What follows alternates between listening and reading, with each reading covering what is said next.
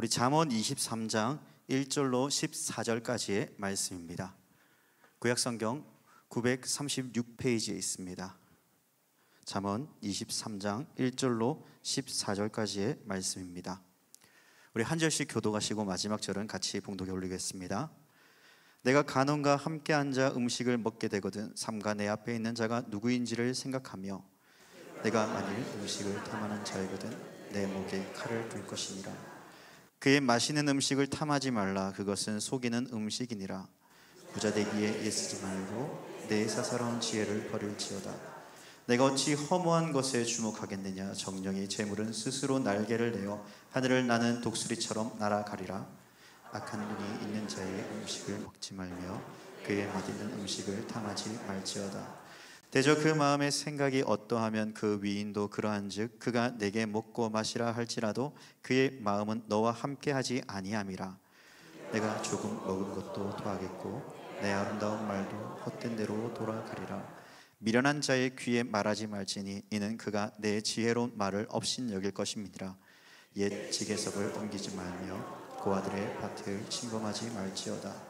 대저 그들의 구속자는 강하시니 그가 너를 대적하여 그들의 원한을 풀어주시리라. 훈계에 작심하며 지식의 말씀에 귀를 기울이라. 아이를 훈계하지 아니하려고 하지 말라. 채찍으로 그를 때릴지라도 그가 죽지 아니하리라. 내가 그를 채찍으로 때리면 그의 영혼을 수월에서 구원하리라. 아멘. 오늘 말씀은요, 지식의 말씀에 귀를 기울입시다 라는 제목으로 함께 말씀을 나누려고 합니다. 네, 감사합니다. 내가 누려왔던 모든 것이 은혜입니다. 감사합니다.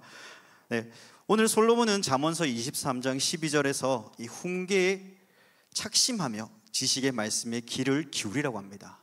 특별히 여기서 지식의 말씀은 하나님으로부터 오는 실제적인 지혜가 바로 이 지식의 말씀입니다. 오늘 본문은 이 지식의 말씀에 귀를 기울이는 구체적인 방법들에 대해 이 세 가지 영역에서 우리에게 가르쳐주는 말씀이 있습니다. 첫 번째는 인간관계에서의 분별과 두 번째는 소통에서의 지혜, 마지막으로 교육에서의 원리입니다. 먼저 우리가 첫 번째로 이 분별력 있는 관계의 지혜, 인간관계에 대해서 우리가 한번 보려고 합니다. 우리 1절과 3절 말씀에 보면요, 내가 간원과 함께 앉아 음식을 먹게 되거든 삼가 내 앞에 있는 자가 누구인지를 생각하며 내가 만일 음식을 탐하는 자이거든 내 목에 칼을 둘 것이니라. 그의 맛있는 음식을 탐하지 말라. 그것은 속이는 음식이니라 라고 말씀합니다. 여기서 관원은요, 이 권세자를 의미하고 삼가는 깊은 통찰력, 분별하다라는 의미를 가지고 있습니다.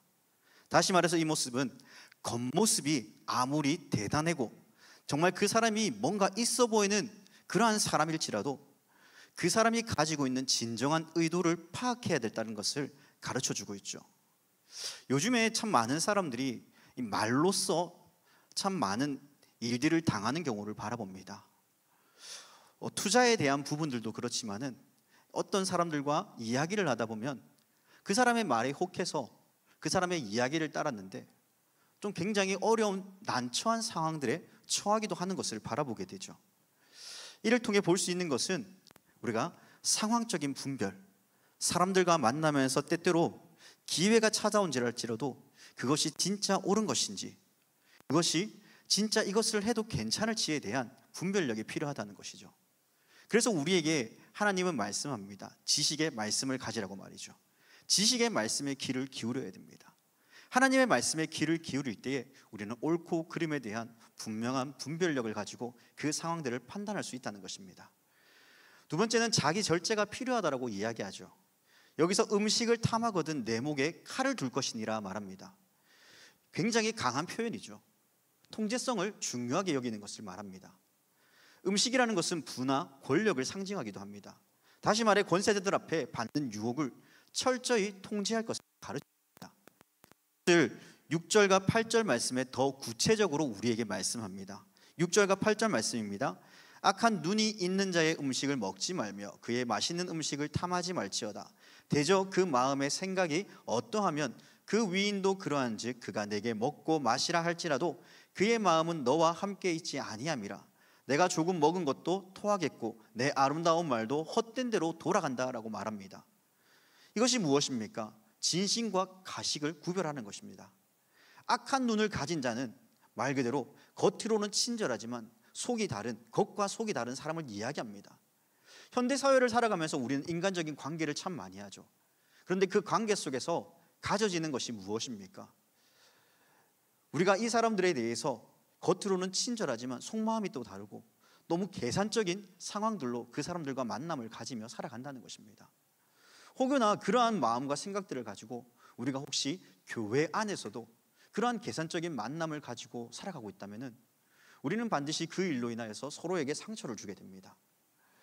이로 인해 상처받고 때로는 그 일을 통하여서 관계가 무너지고, 그리고 하나님과의 관계가 무너지면서 우리는 때때로 상처받음을 통하여 교회에 나오지 못하는 그러한 일들도 일어나게 된다는 것이죠.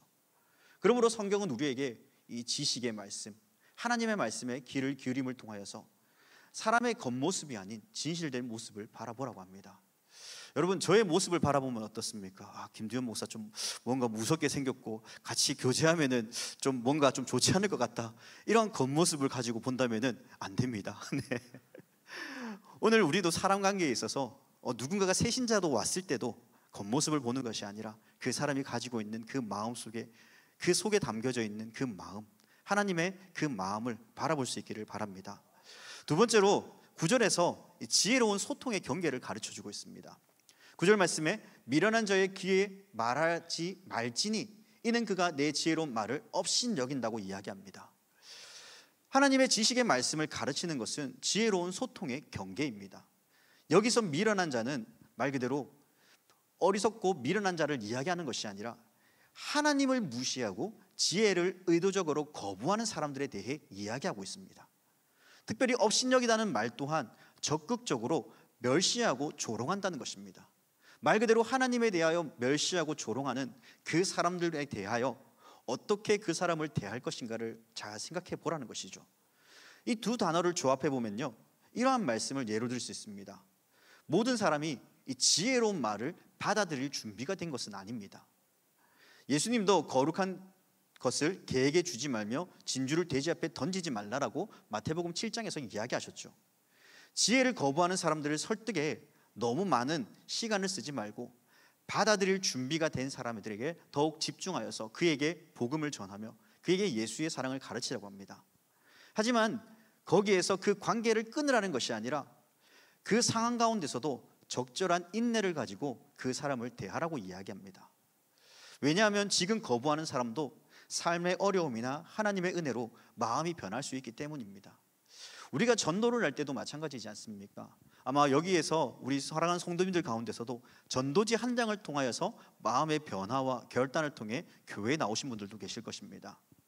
여러분, 우리는 복음을 전할 때 그 사람이 지금 당장은 듣지 않는다고 하여도 그 전도지 한 장을 통하여서 가장 힘들고 어려운 그 시기에 그 복음의 말씀을 듣고 별것 아닌 그 메시지 하나를 통하여서 교회에 나올 수 있고 하나님에 대한 그 답답한 마음을 하나님께 아뢰이는 그러한 일들도 나타난다는 것입니다. 그러므로 인내를 가져야 될 것을 우리에게 이야기하죠. 하지만 이 이야기를 통해 우리는 애매한 답이 우리를 기다리고 있습니다. 그래서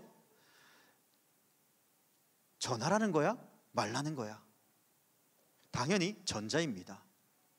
지혜롭게 소통하며 교훈하면서 가르치면서 때를 기다리는 그러한 지혜를 가지고 하나님의 말씀을 가르치고 전해야 된다는 것이죠. 마지막으로 이 훈계와 교육의 원리가 이 10절과 14절 말씀을 통해 드러납니다. 첫째로 하나님의 지식의 말씀이 가르치는 핵심 교훈은 훈계와 교육의 원리입니다. 10절과 11절 말씀을 한번 보겠습니다. 옛 지계석을 옮기지 말며 고아들의 밭을 침범하지 말지어다. 대저 그들의 구속자는 강하시니 그가 너를 대적하여 그들의 원한을 풀어주시리라. 여러분, 참 교육의 기초인 정의와 공의의 정신을 가르쳐주고 있습니다. 약한 자를 가르치는 것이 교육의 출발점이죠. 12절과 14절 말씀에서도 훈계에 착심하여 지식의 말씀에 귀를 기울이며 아이를 훈계하지 아니하려고 하지 말라. 채찍으로 그를 때릴지라도 그가 죽지 아니하리라. 내가 그를 채찍으로 때리면 그의 영혼을 수월에서 구원하리라 라고 말씀합니다. 우리가 12절과 14절 말씀을 통해서 우리는 세 가지로 다음과 같이 요약해 볼 수 있습니다. 첫 번째는요, 하나님의 지식을 최우선으로 가르쳐야 된다는 것을 12절을 통해 알 수 있고요, 그리고 14절을 통해서 사랑을 바탕으로 한 일관성 있는 훈육이 필요하다고 합니다. 똑같이 14절 말씀에서 영원한 관점에서 교육을 해야 된다고 합니다. 왜 우리가 하나님의 그 지식의 말씀에 가르치고 귀를 기울여야 됩니까?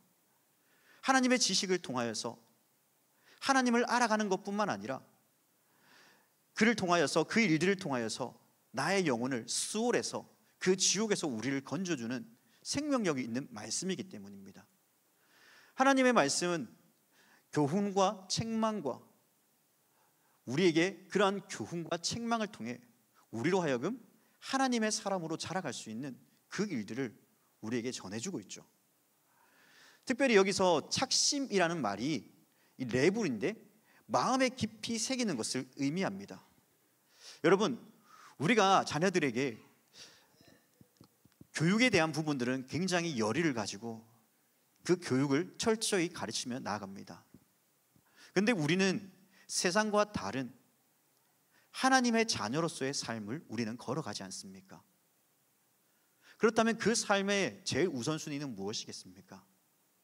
하나님의 말씀입니다. 그 말씀을 자녀들에게 가르쳐야 됩니다. 그런데 그 말씀을 가르칠 때에 그냥 네가 못했다, 체벌하는 것이 아니라 사랑으로서 계속 가르치며 전해야 되는 것이죠. 그 말씀이 우리의 자녀를 수월해서 건져냅니다. 어느 교회에 갔다가 제가 이런 이야기를 들은 적이 있습니다. 어느 한 권사님의 고백이었습니다. 자녀들이 중고등학교 때 공부하는 것이 중요해서 아이들을 공부하는 데 더 집중시켰다고 합니다. 그리고 대학 생활을 끝내고 박사학위를 끝내고 이제 교회 올 줄 알았는데 교회에 오지 않더라는 것입니다. 그래서 그 권사님의 기도 제목이 자녀들이 교회에 나오는 것이 자신의 최고의 기도 제목이라고 합니다. 여러분, 우리의 자녀들이 하나님의 말씀에서 동떨어진 그 삶을 살아간다면 그 자녀들이 마지막에 어떻게 될지 우리는 알 수 없지만은 하나님과의 관계에서 멀어진다면 어떻게 되겠습니까? 그 때와 시기를 알 수 없는 이 상황 가운데 우리는 계속해서 그 하나님의 말씀, 그 지식의 말씀을 가르치며 전해야 됩니다. 그 말씀을 통해 생명력 있는 그 말씀을 통하여서 그 자녀를 살아나도록 해야 됩니다. 교훈과 책망과 바르게 함과 의로 교육하기에 유익한 그 하나님의 말씀을 세상 그 어떤 지식보다 더 최우선적으로 가르치고 그 지식을 통하여서 그 아이들이 왜 공부해야 되는지, 왜 이러한 것이 필요한가를 전해줄 수 있는 신앙의 부모님들이 될 수 있기를 바랍니다. 지금이라도 늦지 않았습니다. 우리는 그러한 삶으로 걸어 나아가야 됩니다. 이를 위해 필요한 것이 또한 무엇이겠습니까? 우리가 먼저 이 지식의 말씀에 귀를 기울이는 삶을 살아내야 됩니다. 요즘의 자녀들은요, 아이들은요, 부모들이 하지 않는데 왜 나를 시키느냐라고 생각할 때가 참 많습니다. 그래서 아이들이 하는 얘기가 아빠도 안 하면서 엄마도 안 하면서 왜 나보고 하라고 해요? 라고 이러한 이야기를 많이 합니다. 옛날에는 이놈을 시키, 그냥 하면 하라는 거지, 해야지 하면은 궁시렁궁시렁 되면서도 합니다. 근데 요즘에는 하지 않습니다. 왜? 부모가 먼저 솔선수범을 보이지 않으면요, 자녀들은 하지 않습니다. 그러므로 지식의 말씀에 우리가 먼저 그 말씀 앞에 귀를 기울이며 살아내고 그 말씀을 자녀들에게 가르쳐야 됩니다. 이를 위해 우리가 지식의 말씀 앞에 귀를 기울이는 그 삶을 통해 우리의 자녀들에게도 신앙의 그 삶의 모범을, 그리고 하나님의 말씀을 전수하며 가르칠 수 있기를 바랍니다. 오늘 23장은 우리에게 지식의 말씀에 귀를 기울이는 삶에 대해서 말하였습니다. 첫 번째는 인간관계에서 분별력이 필요하다고 합니다. 상황을 정확히 인식하고 자기 절제를 통해 올바른 선택, 그리고 진심과 가식을 구별하는 그 지혜를 말씀을 통해 구별해내라고, 가지라고 말합니다. 두 번째는 소통에서 지혜로운 경계가 필요하다고 합니다. 대상을 분별하고 에너지를 지혜롭게 사용하여서 때때로 인내하며 기다리는 지혜가 필요하다고 합니다. 하나님의 말씀은 계속해서 기다림이 필요합니다. 우리 예수님께서도 제자들에게 가르칠 때에 예수님께서도 인내하며 그들이 변화되기까지 수많은 시간들을 기다리며 참으셨습니다. 우리의 자녀들에게도 마찬가지입니다. 지식의 말씀을 가르친다고 해서 단번에 변하는 것이 아니라 계속적으로 가르치고 전하면서 그 아이가 조금씩 변할 수 있도록 기다려야 됩니다. 마지막으로 우리는 교육에 대해서 특별히 영원한 관점이 필요합니다. 하나님의 지식을 그 무엇보다 우리가 최우선적으로 가르치고 사랑으로 바탕으로 일관성 있는 그러한 훈육을 통하여서 우리의 다음 세대의 영혼을 구원하는 것이 목표가 되어야 됩니다. 이것이 우리에게 지식의 말씀에 귀를 기울이는 삶이 필요한 이유입니다. 사랑하는 여러분, 오늘부터 세상의 수많은 소리들이 나에게 또 우리의 자녀들에게 여전히 이것이 진리이다, 이것이 더 가치가 있다, 이것이 1등의 삶이다 라고 이야기할 때 그러한 수많은 소음을 뚫고 하나님의 지식의 말씀에 귀를 기울이는 방법들을 나부터, 그리고 내가 배우며 내가 실천했던 그 삶을 자녀들에게 가르침을 통하여서 그 삶이 온전히 전수됨을 통하여서 믿음의 가정으로 또 믿음의 신앙인으로 세워나가는 그러한 놀라운 일들이 저와 여러분들을 통해 나타나기를 주님의 이름으로 간절히 부탁드립니다. 기도하겠습니다. 전능하신 하나님 아버지, 오늘도 귀한 말씀을 가르쳐 주심에 감사합니다. 세상의 수많은 목소리들 가운데 오직 주님의 지식의 말씀에만 귀를 기울일 수 있는 지혜를 허락하여 주옵소서. 인간관계에서 분별력을, 소통에서 지혜로운 경계를, 교육에서 영원한 관점을 가지게 하시며 아버지 하나님, 지식에 있어서 특별히 하나님의 말씀을 최우선으로 가르침을 통하여서 우리의 자녀들이 죄악된 길로 또한 하나님을 벗어나 어리석은 길로 나아가지 않도록 가르치며 그 가르침을 통하여서 우리의 자녀들이 하나님 앞에 귀하게 쓰임받고 또한 그 자녀들이 하나님을 경외하며 그 경외하는 삶을 통해 하나님께서 주시는 은혜의 복을 누리며 살아갈 수 있도록 주님 함께하여 주시옵소서. 이 시간 우리와 함께 주실 주님께 감사하며 이 모든 간구 나를 구원하여 주신 우리 주 예수 그리스도의 이름으로 기도합니다. 아멘.